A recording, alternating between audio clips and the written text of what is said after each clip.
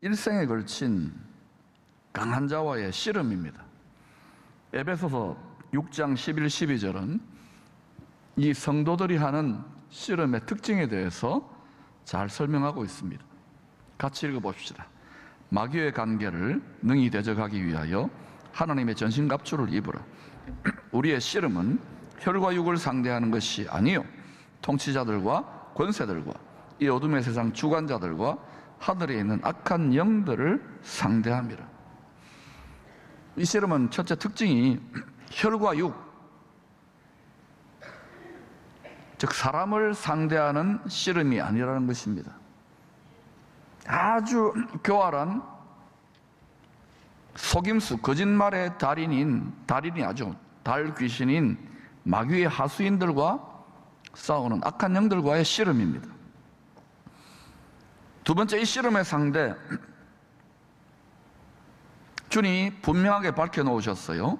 하나님의 가족들, 성도들을 미혹하여 도적질하고 죽이고 멸망시키려는 타락한 천사들입니다.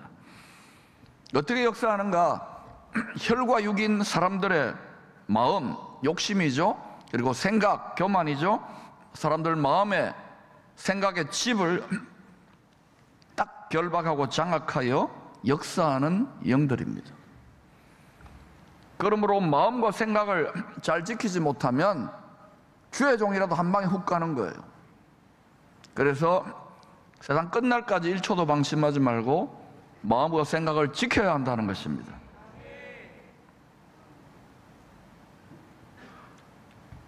이 악한 영들을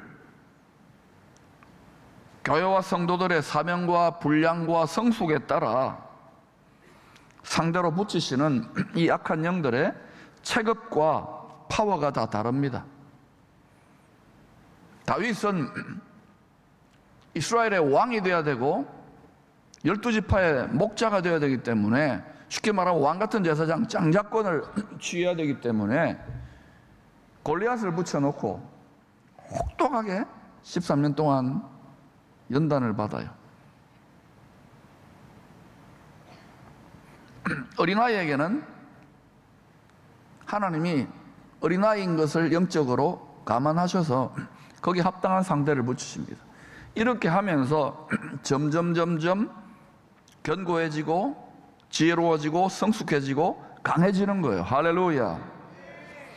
여러분, 지금 다 상대하는 사람들이 달라요. 사람이 상대하는 영이 다르다고요.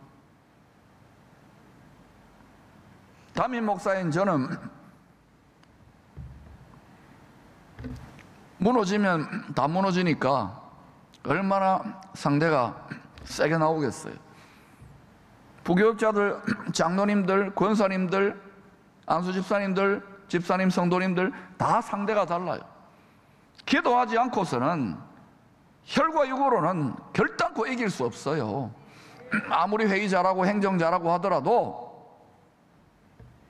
기도하지 않는다면 자기도 모르게 육신의 정욕과 육신의 생각으로 놀아날 수밖에 없는 거예요. 그래서 기도해야 된다.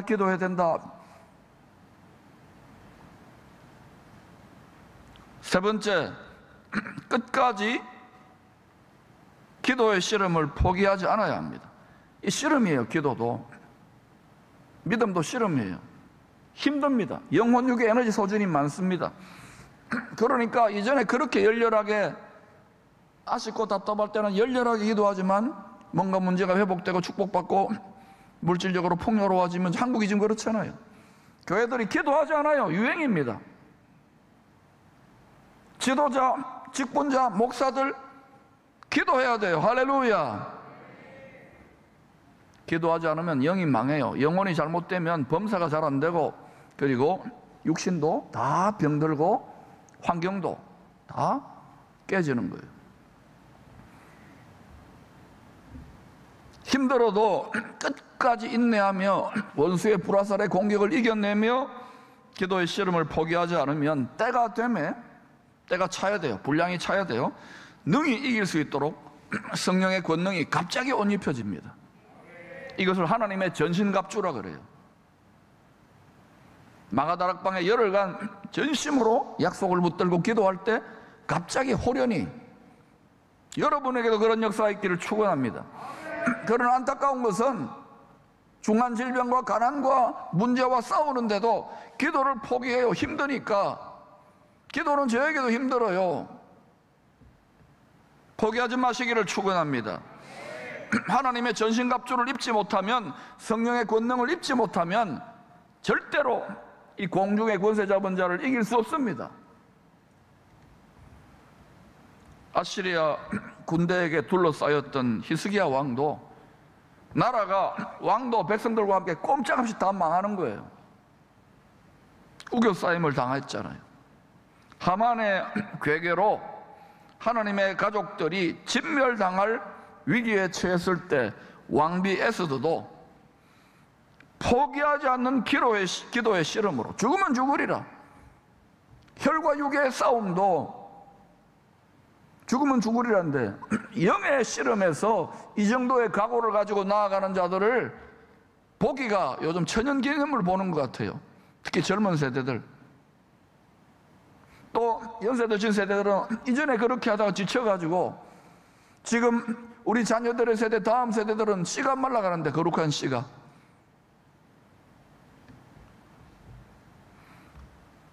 히스기야 왕이 왕인데 옷을 찢고 하늘에 계신 하나님을 향한 문을 열고 통곡하며 기도하는 거, 왕이. 그러니까 신하나 백성들은 다 따라하죠. 지도자들이 먼저 해야 되는 거예요. 에스더는 왕비입니다. 자기 한 몸 편하게 살 수 있잖아요. 그런데도 죽으면 죽으리라 금식하며 기도하는 거예요. 그럴 때 어떤 일을 합니까? 성령의 권능이 하나님의 전신갑주가 옷 입혀지면서 순식간에 뒤집기 한 판에 역전성이 일어나는 거예요. 여러분 실감이 좀 안 나지요? 영계에서 일어나는 일을 제가 그래서 준비했습니다. 실감 나도록. 157cm에 46kg의 선수가 180cm에 107kg, 체중 차이가 2배 이상 61kg 나는 강한 골리앗 같은 상대와 씨름해가지고 뒤집기 한 판의 역전성을 거두는 모습을 한번 영상으로 봅시다.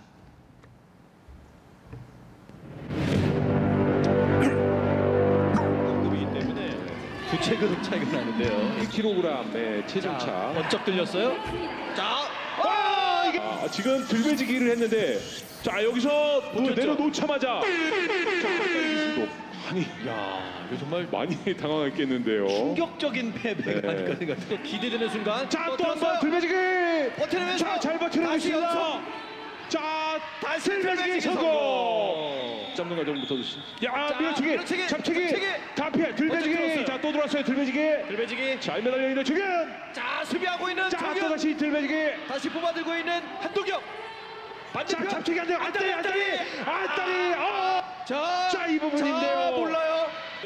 듣고 정현 선수가 기쁨의 포효를 하는 장면. 야, 이런 경기가 있네요. 이런 경기가 바로 메뚜기같이 약한 성도들이 공중의 권세 잡은 강한 자와 싸워서 하나님의 권능을 덧입고 이기는 싸움이에요. 포기하지 않으면 반드시 이런 일이 일어난다고요. 그런데도 인생의 광야 인생 교회의 신앙생활의 전쟁터에서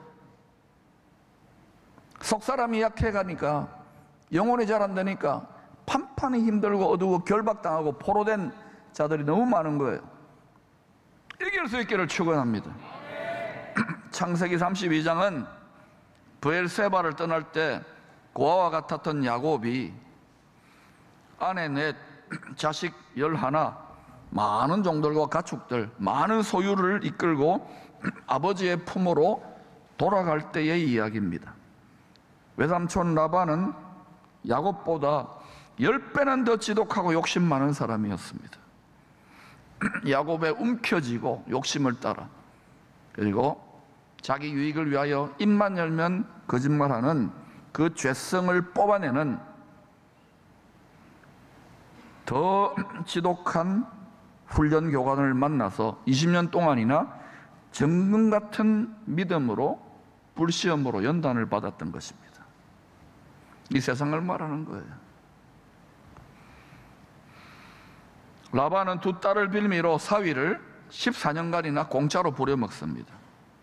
사위가 아니에요. 노예예요, 노예.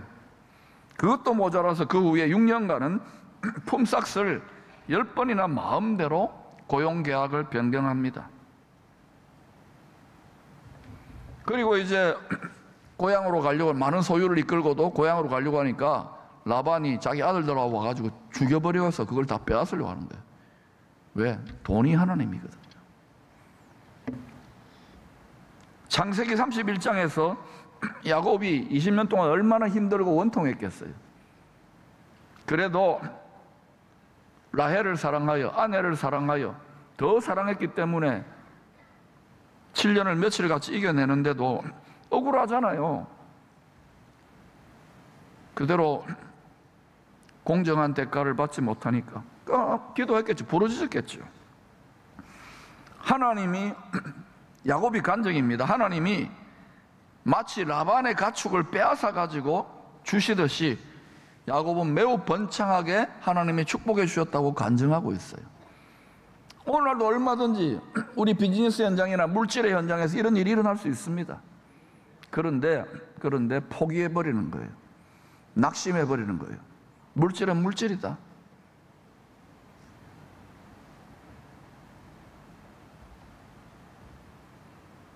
하나님이 어떻게 일하셨는가? 라반의 양떼에게서 태어난 새끼가 점 있고 얼룩무늬가 있으면 야곱의 소유로 해주겠다고, 품삯으로 해주겠다고 노예 계약, 불공정 계약을 맺어요. 여러분, 하얀 털을 자랑하는 양이 새끼를 낳으면 하얀 게 나와야 정상 아닙니까? 그죠? 그런데 희한한 일이, 기적 같은 일이 일어나는 거예요. 이 노예 계약 이후에 새끼만 낳았다 하면 점 있고 얼룩무늬 있는 새끼 양들이 줄줄이 사탕으로 막 태어나는 거예요. 이게 야곱의 품삯이 되고 야곱의 소유가 되는 거죠. 이게 멘델의 유전 법칙을 초월하는, 세상의 과학과 지식을 초월하는, 상식적인 비즈니스 세계의 경험을 초월하는 하나님 집안의 가족들을 챙기시는 초자연적인 도움이죠. 번영의 복이요 구별의 복인 것입니다. 이 사건은 하나님의 소유냐, 세상 임금 마귀 짐승의 소유냐, 거룩한 분리가, 거룩한 구별이 일어나게 될 마지막 때의 예표이기도 합니다. 지금은 개인적인 야곱의 환란을 보여주고 있지만 분명히 성경은 여러 곳에서 민족적인 야곱의 환란, 열방적인 그러한 이 야곱의 환란을 함께 통과하는 때의 이야기를 계속 다양한 방식으로 알려주고 계시는 거예요. 지금 피부에 와닿지 않는다고요? 이미 하늘에서는 그 뜻이 다 정해져 있습니다. 시간과 공간을 초월하여. 혈과 육으로는, 이 세상 지식으로는 알 수 없기 때문에 성경에다가 기록해 놓은 거예요. 할렐루야! 성령의 인치심의 표를 받은 하나님의 소유된 양무리들, 우리는 지금 성령의 인침을 받아서 보정으로 하나님의 자식이다, 하나님의 소유라고 소유권 등기 이전을 해놓은 상태입니다. 이와 같은 성도들은 짐승의 표 시험을 이기고 기적같이 구별되어 구원받게 될 큰 기쁨의 좋은 소식의 그림자인 것입니다. 할렐루야! 그러나 잘 들으세요.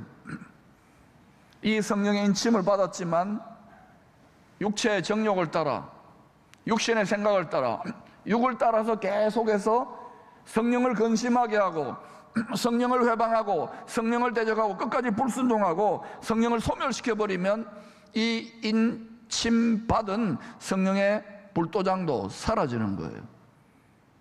두렵고 떨림으로 나의 모든 생사화복이 하나님의 것입니다라고 고백하며 살아야 되는 거예요. 그게 10의 1이에요. 왜 성도가 이렇게 가난하고 힘들고 답답한지를 아셔야 되는 거예요. 말씀을 믿으시기를 축원합니다. 광야 인생에서 광야 교회 생활하는 것은 우리를 낮추시고 우리를 시험하여 진짜 하나님의 말씀에 순종하는지를 체크하고 계시는 거예요. 교회 성도들이 몇십억이고 몇천만이라 하더라도 진실로 하나님 말씀에 순종하는 남은 자가 되시기를 축원합니다.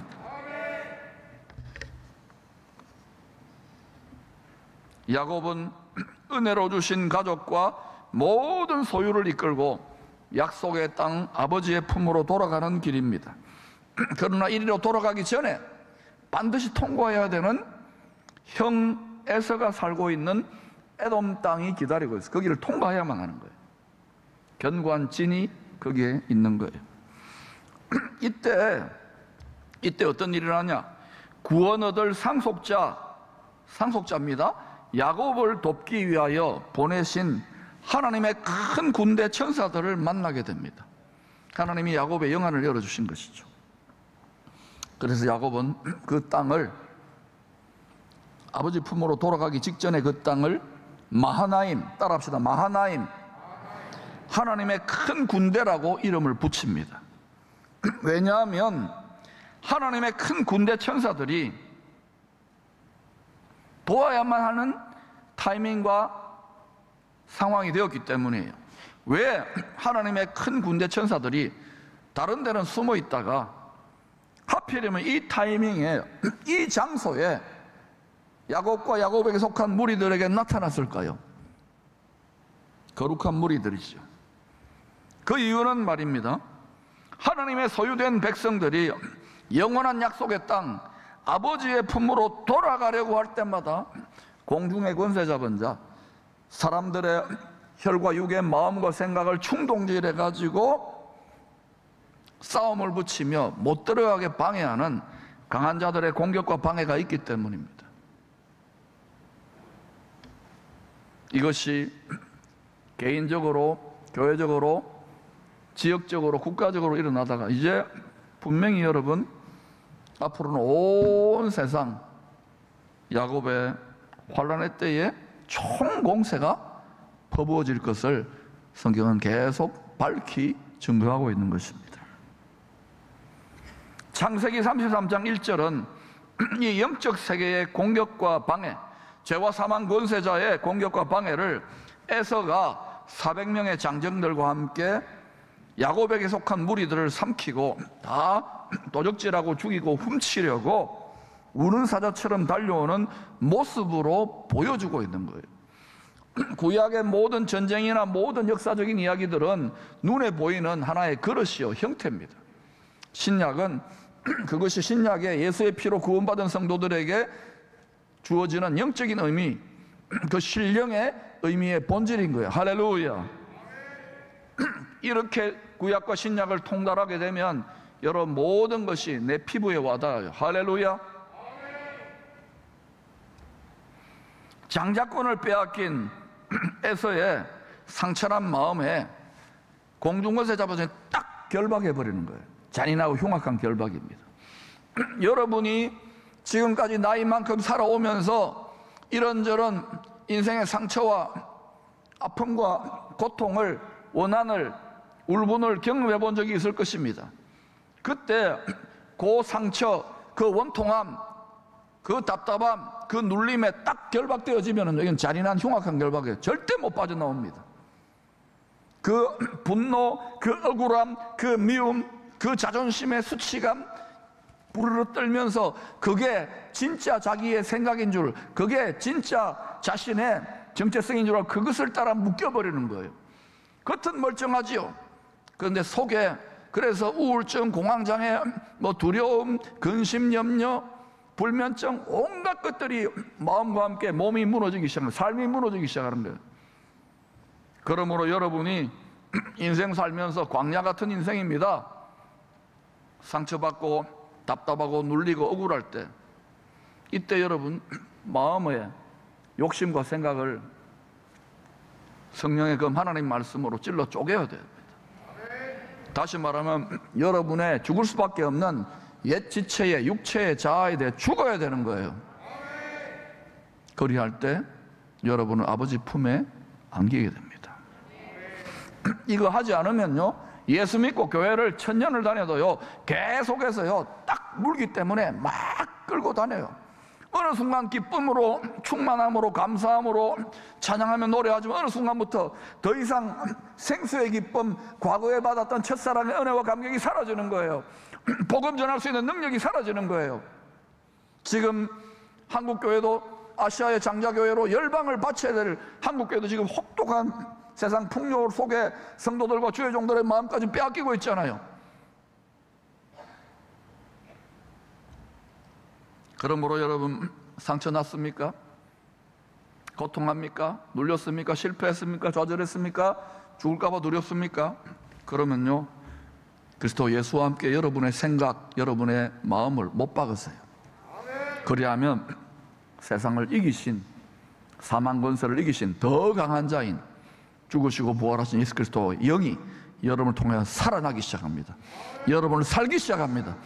이게 되지 않고서는 잠깐 되지만은 로마서 7장에 오라 나는 권고한 사람이로다. 이 사망의 몸에서 누가 나를 건져내라. 왕년의 믿음 좋았던 거 소용없어요. 왕년에 열심히 했던 거 소용없어요. 지금 현재예요. right now예요. 항상 신앙은 그래요. 기쁨이 회복될지어다. 여러분, 교회 지도자들 교회 섬기면 이런저런 상처나 고통이나 시험이나 억울함들 안 당합니까? 중직자들 그것 때문에 하는 거예요. 주의 종들은요 마찬가지예요. 저는 대접받을 생각은 다 포기했어요. 어차피 살아있는 희생 제물의 길을 가는 거예요. 이게 영광입니다. 할렐루야. 빼앗길 수 없는 큰 기쁨과 능력과 감사와 충만으로 제일 행복해요. 이 연단을 받지 않았다면 지난 세월 동안에 이 눈이 안 열려요. 그리스도 예수 안에 있는 지혜와 지식의 모든 보화가 내가 얼마나 영적으로 가난뱅이 됐을까? 내가 얼마나 믿음의 가난뱅이가 됐을까? 기대가 돼요. 그래서 영혼이 풍성하고 마음이 부유하니까. 할렐루야. 물질이 아무리 많아도 얼마나 인색합니까?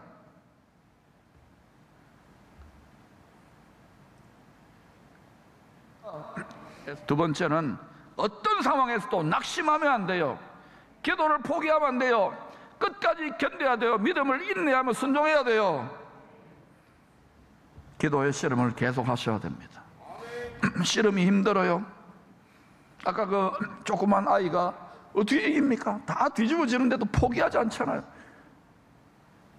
혈과 육의 씨름이지만 바로 그와 같이 코너로 몰렸을 때 죽으리라고 젖먹던 힘까지 낼 때 하나님이 육이 무너지고 자아의 환도뼈가 깨어지는 그 자리에 성령의 권능, 하나님의 전신갑주가 험악한 세상을 이기는 능력이 덧입혀지는 거예요.